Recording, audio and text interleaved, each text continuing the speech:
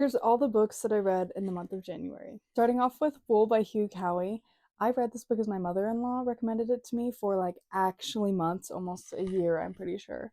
Honestly, the beginning I was so captivated, and then for the next like 50 to 70 pages, I was just like so bored. It gets so dry at one point. I read it through my Kindle and I actually blew through it. I read it in a couple of days.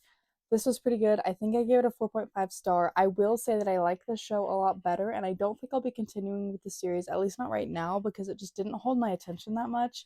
And if the second book starts as dry as the first one, I don't think I can do it. Overall, I would suggest it. I keep suggesting the show to people though because I love the show. Next, I read The House Across the Lake by Riley Sager. I never know how to say this author's name. It's a pretty short book. It's a thriller. Normally, I have a really hard time with thrillers, but I actually really enjoyed this one. I was captivated. I did not see the plot twist coming. Sometimes it was a little bit slow, and I could tell that it wasn't like super well written. I think I gave it a 4 or 4.25 stars. I don't even know if I need to say anything other than that I gave this like 4.75 stars. Just for the summer, Abby Jimenez, The Woman That You Are. I love Abby Jimenez. I love her writing. I read this entire series. It will be a reread for me. I annotated the whole thing. I love, love, love the way Abby Jimenez writes her characters. Each side character feels like they have their own story, and you end up falling in love as the main characters fall in love.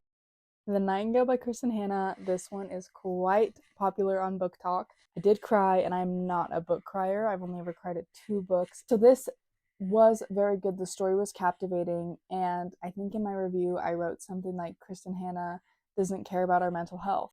I have never read a historical fiction book I did not like, and this is no exception. On to some nonfiction. I read Twice as Hard by Jasmine Brown.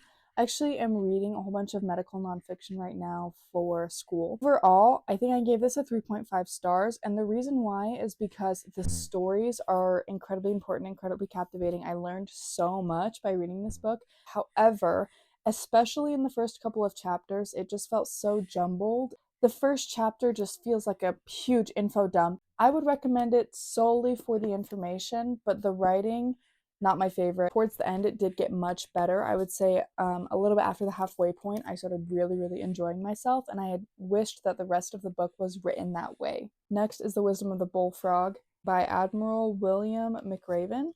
This was another one that I had to read for school. I finished it super quick, actually took me a day to read. The information in here feels like common sense a lot of the times, but the author says it in ways that kind of make you feel like, oh, why haven't I been doing this? Or like, this makes sense, but like,